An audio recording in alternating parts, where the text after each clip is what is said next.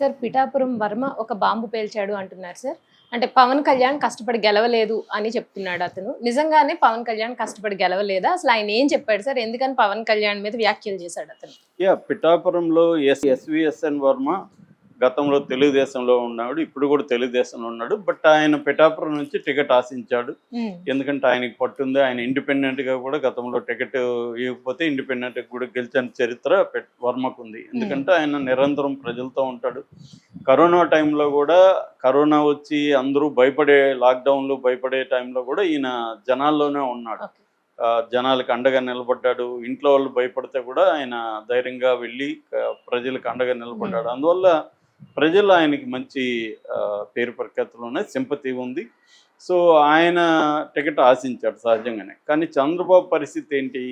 తను పొత్తు మీద డిపెండ్ అయిన వ్యక్తి చంద్రబాబు. ముఖ్యంగా పవన్ కళ్యాణ్ లేకపోతే తాను గెలవలేనని చెప్పి పవన్ కళ్యాణ్ని గట్టిగా పట్టుకొని పవన్ కళ్యాణ్ ద్వారా బీజేపీని దీంట్లోకి పొత్తులోకి తీసుకురావడం, ఇవన్నీ కూడా పవన్ కళ్యాణ్ లేకపోతే అసలు మళ్ళీ జగన్ వచ్చుండేవాడు అనేది అందరికి కూడా ఇవాళ తెలుసు.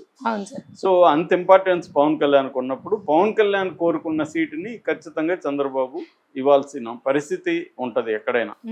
సో పవన్ కళ్యాణ్ ఏమో పిఠాపురం కోరుకున్నాడు. సో పిఠాపురంలో కాపు పాపులేషన్ దాదాపు 90,000 పైన ఉంటారు. తనకి అక్కడ గట్టి ఇది ఉంది కాబట్టి అక్కడ గెలుస్తాం అనేది పవన్ కళ్యాణ్కు ఉన్న అంచనా. ఎందుకంటే తెలుగుదేశం కూడా అక్కడ స్ట్రాంగ్గా వర్మ గతంలో గెలిచాడు. వైసీపీ వీక్గా ఉంది, వంగ గీతకి ఇచ్చారు. సో వైసీపీ వీక్గా ఉంది కాబట్టి అక్కడైతే సునాయాసం గెలుస్తాం అనేది పవన్ కళ్యాణ్కు ఉన్న అంచనా. అయితే ఇక్కడ ఏం జరిగింది? ఈయన ఫస్ట్లో ఒప్పుకోలేదు ఎవరు వర్మ. ఎందుకంటే నేను ఇంత కష్టపడి కరోనా టైంలో అంత కష్టపడి దీన్ని ఏదో ఫుల్గా ఆహారాన్ని నాకు వచ్చినట్టుగా నేను తీసుకెళ్ళి వేరే వాళ్ళకి ఇచ్చిన ఏం పస్తులున్నా అన్నట్టుగా ఆయన ఫీల్ అయ్యాడు. ఎందుకంటే ఆయన ఏండ్ల తరబడి పనిచేసిన వ్యక్తి ఒక్కసారిగా ఆయన నోటి దగ్గరకు వచ్చిన దాన్ని లాగేస్తున్నట్టు ఫీల్ అయ్యాడు. కానీ చంద్రబాబు ఆయన పిలిచి మొత్తాన్ని కన్విన్స్ చేశాడు. ఆయనకి ఎమ్మెల్సీ ఇస్తారని కూడా వచ్చాయి. అప్పుడు కూడా ఏమైందంటే ఈ వర్మకు కూడా వైసీపీ వాళ్ళు గాలం వేశారు, మేము ఇస్తాం నీకు టికెట్. కానీ ఆయన పోలేదు. పోకుండా ఆయన గట్టిగా ఉన్నాడు, చంద్రబాబు మాటకి కట్టుబడి ఉన్నాడు. నేను ఫస్ట్ గెలవగానే ఫస్ట్ ఎమ్మెల్సీ నీకే ఇస్తానని చంద్రబాబు హామీ ఇచ్చాడు. అలాగే ఆయన వెళ్ళాడు. అయితే ఎన్నికల ముందు కూడా ఈ వర్మ మీద రకరకాల ఇబ్బందులు వర్మకు వచ్చాయి. తెలుగుదేశం ఎందుకంటే ఇప్పుడు కెమిస్ట్రీ అర్థమెటిక్ అంటారు రాజకీయాలు పొత్తుల్లో. కెమిస్ట్రీ అంటే వీళ్ళు కలవడం కెమిస్ట్రీ, అర్థమెటిక్ అంటే ఓట్ల షేర్ అర్థమెటిక్. సో ఈ ఓట్ల షేర్ అవ్వాలంటే కింద కేడర్ కూడా కలిసి పనిచేయాలి. కానీ తెలుగుదేశం వాళ్ళు మన జనసేన కేడర్కి ఇంపార్టెన్స్ ఇవ్వడం లేదు. జనసేన కేడర్కి పవన్ కళ్యాణ్ కూడా ఇంపార్టెన్స్ ఇవ్వలేదు. పవన్ కళ్యాణ్ కలవలేదు వాళ్ళని, చాలాసార్లు వాళ్ళు ఇబ్బందులు పడ్డారు. దానికి పవన్ కళ్యాణ్ ఎక్స్ప్లెనేషన్ ఏంటంటే నా చుట్టూ ఒక బ్లేడ్ బ్యాచ్ జరుగుతున్నారు, ఎవరినంటే వాళ్ళు కలవలేని, ఇవన్నీ కూడా అప్పుడు చెప్పాడు.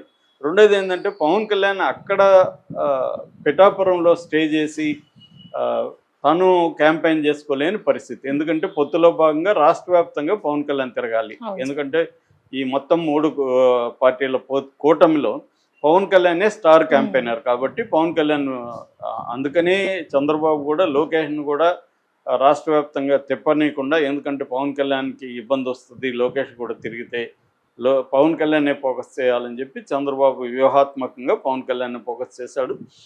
పవన్ కళ్యాణ్కి కూడా అది అవసరం కాబట్టి ఆయన కూడా తిరగాల్సి వచ్చింది. తనకు కూడా 21 సీట్లో నిలబెట్టాడు కాబట్టి తను తిరగాలి, తన పార్టీకి తిరగాలి. అట్లాగే కూటమి తరఫున కూడా ప్రచారం చేయాలన్న పరిస్థితి పవన్ కళ్యాణ్ ఉంది కాబట్టి మొత్తం పవన్ కళ్యాణ్ గెలిపించాల్సిన బాధ్యత ఎస్విఎస్ఎన్ వర్మ తీసుకోవాల్సిన పరిస్థితి ఏర్పడింది. ఆయన గట్టిగా చేశాడు కూడా.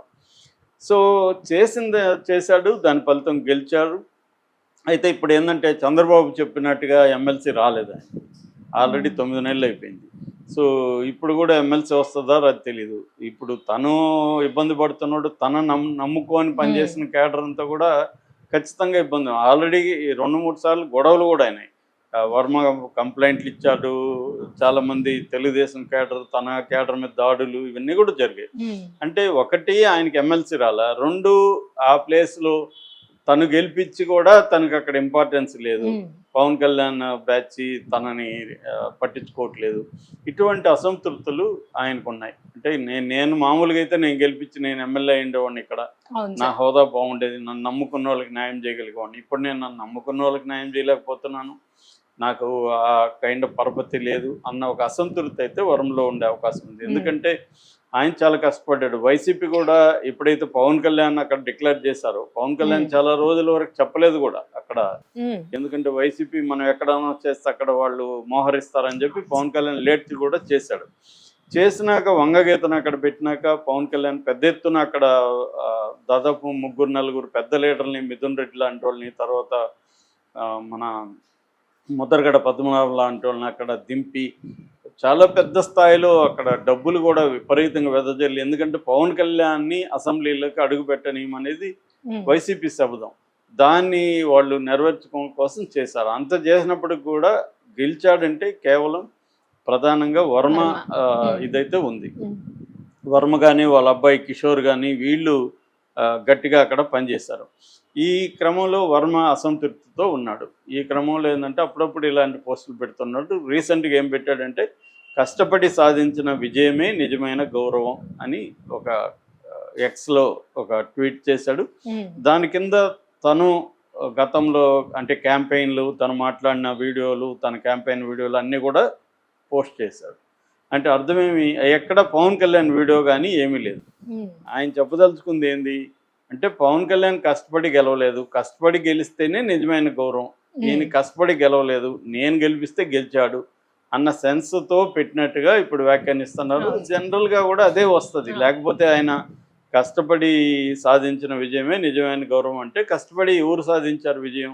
నేను సాధించాననే కదా ఆయన చెప్పుకుంటున్నాడు. లేకపోతే పవన్ కళ్యాణ్ వీడియోలు పెట్టుండేవాడు, కనీసం పవన్ కళ్యాణ్ తను ఉన్న వీడియోనా పెట్టేవాడు. ఓన్లీ తన వీడియోలు పెట్టి ఈ కొటేషన్ పెట్టాడంటే క్లియర్గా ఇది పవన్ కళ్యాణ్ కాదు నాయన, గెలిపించింది నేను, కష్టపడి గెలిపించింది నేను, ఆ గౌరవం నాకు దక్కాలి అనేది ఆయన చెబుతున్నట్టుగా ఉంది. ఎందుకంటే ఊరికే ట్వీట్లు చేయరు కదా వీళ్ళు, దాని వెనుక ఒక మీనింగ్ ఉంటుంది. ఆ మీనింగ్ ఏంటంటే నాకు గౌరవం దక్కట్లేదు, గౌరవం దక్కాల్సిన నాకు, ఎందుకంటే కష్టపడి సాధించిన విజయం ఇది, ఆయన కష్టపడి సాధించలేదు పవన్ కళ్యాణ్. అది వాస్తవం కూడా. కాకపోతే పవన్ కళ్యాణ్కి ఉన్న లిమిటేషన్స్, ఆయనకున్న అవసరాల రీత్యా పవన్ కళ్యాణ్ అక్కడ కష్టపడలేదు. కానీ పవన్ కళ్యాణ్ కష్టపడకపోతే చంద్రబాబు ఎలా సీఎం అయ్యేవాడు? అది కూడా వరంలా అంటే ఆలోచించాలి కదా. పవన్ కళ్యాణ్ ఈ టపర్లో కష్టపడిపోయి ఉండొచ్చు, కానీ రాష్ట్ర వ్యాప్తంగా కష్టపడ్డాడు, తిరిగాడు. ఆయనకి హెల్త్ కూడా అంత మిగతా వాళ్ళలాగా రాజకీయ నాయకుల్లాగా అంత గొప్ప హెల్త్ కూడా లేదు పవన్ కళ్యాణ్కి. చాలా ఇష్యూస్ ఉంటాయి ఆయనకి. 2-3 సార్లు ఆయనకి తీవ్ర జ్వరం వచ్చి కూడా మధ్యలో హైదరాబాద్ వచ్చిపోయాడు. ఇవన్నీ చేసి పవన్ కళ్యాణ్ కష్టపడకపోతే బీజేపీ అసలు కలిసేది కాదు. బీజేపీ కలవకపోతే పోల్ మేనేజ్మెంట్ చంద్రబాబు ఈ స్థాయిలో చేయగలిగేవాడు కాదు. జగన్ సునాయాసంగా గెలిచుండేవాడు. కాకపోతే సీట్లు తగ్గుంటాయి, అది అందరూ అనుకున్నారు యాక్చువల్లీ.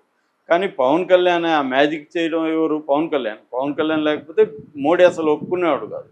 ఆయనే చెప్పాడు, పవన్ కళ్యాణే చెప్పాడు, నేను ఎంతో కష్టపడి ఒప్పించాను, వాళ్ళ దగ్గర తిట్లు కూడా తిన్నానని కూడా పవన్ కళ్యాణ్ చెప్పాడు. ఎందుకంటే మోడీకి చంద్రబాబు మీద ముక్కు వరకు కోపం ఉంది. ఆయన ఎప్పుడు నమ్మడు చంద్రబాబుని. చంద్రబాబుకి యాంటీగా చాలా తీవ్రంగా మాట్లాడిన వ్యక్తి మోడీని కూడా అదే స్థాయిలో చంద్రబాబు మాట్లాడాడు. అలాంటి కాంటెక్స్ట్లో రెండోది వాళ్ళకి జగన్ ఫ్రెండ్లీగా ఉన్నాడు, జగన్ సపోర్ట్ చేస్తున్నాడు, అన్ని బిల్లులకి అక్కడ ఎంపీలు మద్దతు ఇస్తున్నారు, రాజ్యసభలో కానీ పార్లమెంట్ లోక్సభలో కానీ. అలాంటప్పుడు వాళ్ళు చంద్రబాబుని సపోర్ట్ చేయాలన్న అవసరం అప్పట్లో బీజేపీకి లేదు.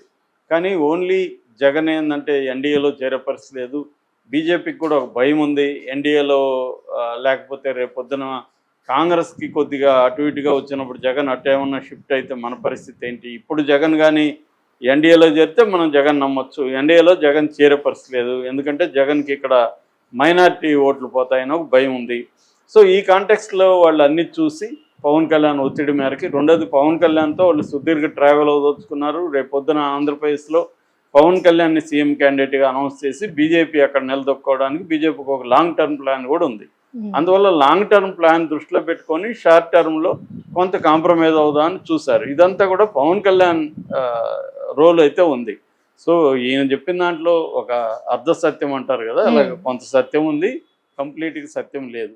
ఆ కొంత సత్యం ఏంటంటే నిజంగానే ఈయన కష్టంతోనే పవన్ కళ్యాణ్ గెలిచాడు. గౌరవం రాలేదనేది కూడా ఇది. ఎందుకంటే ఆయనకి ఇచ్చిన